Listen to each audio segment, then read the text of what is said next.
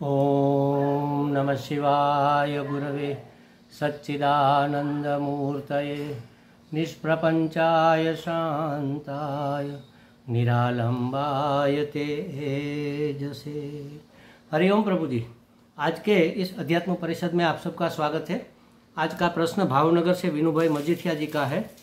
उन्होंने पूछा है कि मैं अपने मन का मालिक होते हुए भी किसी दो में से एक को पसंद क्यों नहीं कर पाता, क्यों नहीं कर सकता। अब देखो प्रभु जी,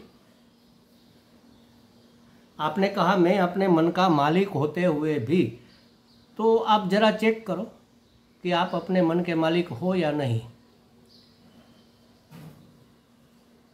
एक उदाहरण मैं देता हूँ। जैसे समझो कि आप कहीं फॉरेन जा रहे हैं, अमेरिका समझ लो या ऑस्ट्रेलिया समझ लो। वहाँ आप 6-8 महीना रुकने वाले हैं। तो आपने घर को तो ताला लगा दिया। अब आपका स्कूटर है, वह पड़ा रहेगा तो बिगड़ जाएगा। आपने वो मुझे सौंप दिया कि महाराज जी ये स्कूटर आप संभालो, ये चाबी आप संभालो, मैं 7-8 महीने के बाद आऊँगा, आप इसका उपयोग कर सकते हो लेकिन संभाल के रखना। मैंने कहा ठीक है चलो जाओ। 1-2 दिन तो पड़ा रहा, फिर मैंने सोचा चलो पड़ा है तो इसका इस्तेमाल करते हैं। तो हमने चाबी लगाकर उसको चलाना शुरू किया। तेल भी डालते हैं, चलाते हैं, डेली चलाते रहे। कहीं सत्संग में गए तो पार्किंग की जगह नहीं थी। हमने वो पूछा उस वहाँ के पार्किंग के जो व्यवस्थापक थे उसको कि अरे भाई मैं अपना स्कूटर कहाँ पर पार्क करूँ। क्या कहा मैंने? मैं अपना स्कूटर, वास्तव में वह अपना नहीं है, आपका है, मैंने अभी इस्तेमाल करने के लिए लिया है तो मैंने उसको अपना कह दिया। उसमें मेरा अपनत्व हो गया। थोड़े दिन होते होते तो मुझे लगने लगा कि ये वास्तव में मेरा ही है। फिर मैं जो भी मेरा होता और जैसे व्यवहार करता वैसे उसके साथ व्यवहार करने लगा। लेकिन मैंने उसका ठीक से रख रखाव नहीं किया। उसकी सीटें टूटने लगी तो मैंने कहा छोड़ो कोई बात नहीं, टूटी हुई सीट से चला लेते हैं, फटी हुई। कहीं कोई क्लच का वायर ढीला हो गया, कहीं कोई ब्रेक नरम हो गई, कहीं कोई किक में फॉल्ट आ गया, एक बार में नहीं लगता, 2-4 बार लगाना पड़ता है, या तो जो सेल्फ है उसमें भी। तो ऐसे करते करते 7-8 महीने बीत गए। अब आप आए, आपने मांगा कि लाओ महाराज जी हमारा स्कूटर, हमने दिया। तो देते वक्त मुझे तो थोड़ा ऐसा लगा अरे अब तो ये आ गए, अब तो ये हमारा था, वो हमारा नहीं रहा। लेकिन आपने देखा कि हमने स्कूटर पूरा बिगाड़ दिया है।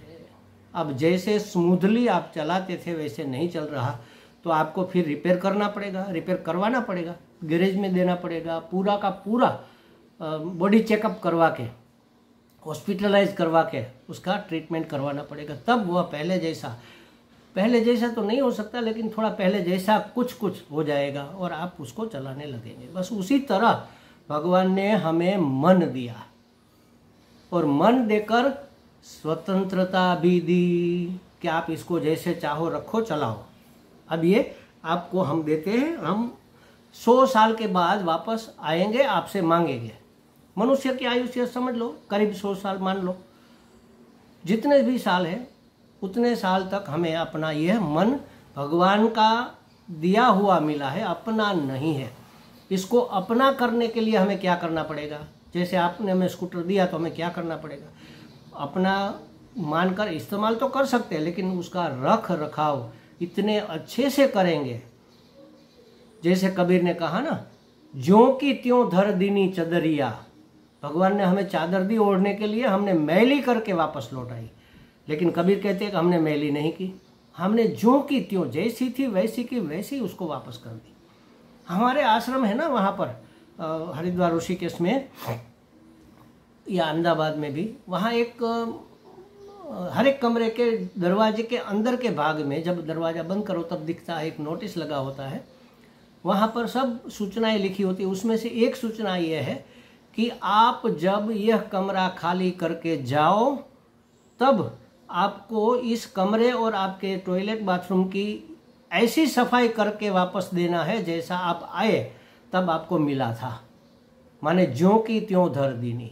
तो मन हमें भगवान से मिला है, उसका इस्तेमाल करना है और वैसा का वैसा वापस करना है। लेकिन हमने क्या किया, मन को मैला कर दिया, उसमें राग द्वेष डाल दिए, उसमें काम क्रोध लोभ मोह मद मात्सर्य ये सब कचरा कूड़ा कूड़ा भर दिया, उसमें गंध फैला दी, दुर्गंध फैला दी।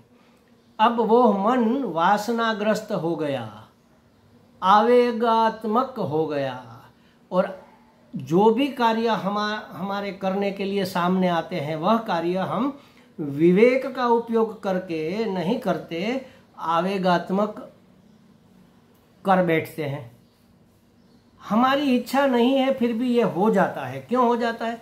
क्योंकि मन में इतने आवेग भरे हैं, वो हमारा मानता ही नहीं है। तो हमारा कैसे हुआ? हमारा पालतू कुत्ता अगर हमारी बातें नहीं मानेगा तो वो हमारा है या हम उसके हैं? हमारे पूज्य स्वामी जी महाराज ये कहते थे कि हमने कुत्ता पाला है, हम जब घर आते हैं तब तो वह अपनी दुम हिलाता हुआ हमारे पांव सूंघता हुआ आता है, लाड करता हुआ नज़दीक, तो कितना प्यारा लगता है। जब कुत्ता दुम हिलाए तो बड़ा प्यारा लगता है। लेकिन मान लो कि दुम कुत्ते को हिलाए तो क्या दशा होगी? तो उसी तरह मन हमारे मुताबिक चले तब तो बड़ा प्यारा है, लेकिन हमें मन के मुताबिक चलना पड़े, चलना नहीं चाहते लेकिन चलना पड़े, तब क्या दशा होगी? क्यों चलना पड़े? क्योंकि वह वासनाग्रस्त है, उसमें आवेग इतने ज़्यादा है कि हमारे नहीं चाहते हुए भी किसी सुंदर चीज़ देखी तो हमारी आंख उधर उठ गई, अच्छे शब्द सुने तो हमारे कान उधर खींच गए, खुशबू आई तो हम तरबतर हो गए, करे हाँ ये तो कोई दाल को छमका रहा है, कितनी खुशबू आ रही है, भोग वृत्ति जाग गई। तो कहाँ हमारा मन हमारे वश में है? जो नहीं बोलना चाहिए वह बोल जाते हैं, जो नहीं करना चाहिए वह कर बैठते हैं, जहाँ नहीं जाना चाहिए वहाँ चले जाते हैं, जो नहीं सोचना चाहिए ऐसी ऐसी बातें सोचने लग जाते हैं। कहाँ मन हमारे वश में है? मन हमारे वश में वश में होगा तब माना जाएगा कि मन मेरा है। अब तो हम मन के हैं महाराज, मन कहाँ मेरा है? हम मन के अधीन है, मन हमारे अधीन नहीं है। इसलिए हमारे स्वामी जी कहते हैं कि मन को मित्र बनाओ। अगर मन को मित्र नहीं बनाओगे तो आप ही अपने शत्रु हो जाओगे, और अगर मन को मित्र बनाया तो आप ही अपने मित्र बन जाओगे। हम अपना उद्धार अपने आप से कैसे करें? मन को मित्र बनाकर। बिना मन को मित्र बनाए हम अपना उद्धार नहीं कर सकते। और मन को मित्र बनाने का क्या उपाय है, क्या टेक्निक है? मन का शुद्धिकरण। आपने सुना होगा शास्त्र में मन शुद्धि, चित्त शुद्धि, अंतःकरण शुद्धि, ये शब्द इसलिए है कि मन में जो राग द्वेष काम क्रोध लोभ मोह मद मात्सर्य दंभ इत्यादि जो गंध भरी पड़ी है उसको साफ करके उसमें खुशबूदार बनाना, उसको उसमें भगवान नाम का चिंतन चले, भगवान लीला का चिंतन चले, भगवान रूप का दर्शन हो, तो ये मन खुशबूदार सुगंधित साफ स्वच्छ प्रसन्न रहता है, उसमें परमात्मा दर्शन। ये मन हमारा मित्र है। तो ये ऐसा मन है तो हम जो चाहेंगे वही करेंगे, मनमानी नहीं होगी महाराज। आजकल ज़्यादातर तो हमारी मनमानी ही होती है ना, हम कहाँ कहते हैं कि ये करना है। तो आपने कहता है कि दो में से एक को पसंद में नहीं कर सकता। अच्छा दो क्या है? इस संसार में कुछ भी दो है, दो रास्ते जहाँ पर भी आपको दिखे, किसी एक रास्ते को पसंद करना है आपको जाने के लिए। किसी दो चीज़ आपके सामने आई तो उसमें से एक को आपको लेना है। किसी दो व्यक्ति, किसी भी दो का, हर एक दो में दो चीज़ें ये रहती है, श्रेयस और प्रेयस। प्रेयस माने जो प्रिय लगने वाला है, वह तुरंत हमें खुश करने वाली चीज़ें प्रिय लगती है। भोजन है, खुशबू आ रही है तो उसका स्वाद बड़ा अच्छा लगता है, खाते हैं तो बड़ा मधुर स्वाद और चटाके लेकर खाते हैं, तो ये प्रेयस है। लेकिन हमने ये नहीं सोचा कि ये श्रेयस्कर है या नहीं, माने कल्याणकारी है कि नहीं हमारे शरीर के लिए, हमारे मन के लिए। क्योंकि जैसा अन्न वैसा मन, हमारे मन के लिए ये शुद्धि करने वाली है कि अशुद्ध करने वाली है, ये मन में सत्व जगाने वाली है या रजस तमस जगाने वाली है, ये हमने नहीं सोचा। और हमने तामसिक चीज़ें जो बाज़ार में मिलती है, रेडी पैक फूड पैक जो आते हैं, ये सब बासी तामस प्रकार के व्यंजन होते हैं, लेकिन स्वाद में चटाकेदार होते हैं, इसलिए हम खा लेते हैं। तो हमने क्या किया? प्रेयस को पसंद किया, श्रेयस को नहीं पसंद किया। क्यों? क्योंकि हमारी विवेक बुद्धि जगी हुई नहीं है, हमारे मन हमारे वश में नहीं है। पिज्ज़ा तो खाना चाहिए, पिज्ज़ा तो खाना पड़ेगा, खाओ भाई, कोई बात नहीं। उसमें जो जो डाला है वह शुद्ध है कि नहीं है ये हम नहीं सोचते। खाना है, आप घर पर बना कर खाओ। और आप आटे का, मैदे का रोटा क्यों लगाते हो उसमें? आप बाखड़ी पिज़्ज़ा बना कर खाओ, ये भी हो सकता है। कुछ भी हो सकता है, जो चाहो आप हो सकता है, अगर आपका मन आपके वश में है तो। लेकिन नहीं, हम श्रेयस को पसंद कर लेते हैं और बाद में दुखी रहते हैं। जो शुरू शुरू में प्रिय लगे और अंत में दुखप्रद हो वह श्रेयस है। लेकिन जो शुरू शुरू में कड़वा चाहे लगे ना लगे, लेकिन मधुर तो नहीं ही लगेगा, सुखकर नहीं लगेगा, लेकिन अंत तो गत्वा वह कल्याणकारी है, वह प्रेयस, वह श्रेयस है। तो हर एक चीज में हमें यह विवेक लगाना है, ये टूल लगाना है, उसमें ये मास्टर की लगानी है कि ये हमारे कल्याण के लिए अनुकूल है या प्रतिकूल है। अगर कल्याण के लिए, अगर हमारे आनंद में कोई विक्षेप नहीं डालने वाला है, हमारे मन को सात्विक बनाने वाला है, हमारे शरीर को पुष्ट करने वाला है, हमारे व्यवहार को शुद्ध रखने वाला है, हमारी प्रतिष्ठा को उज्जवल करने वाला है, तो वह काम तो हम करें।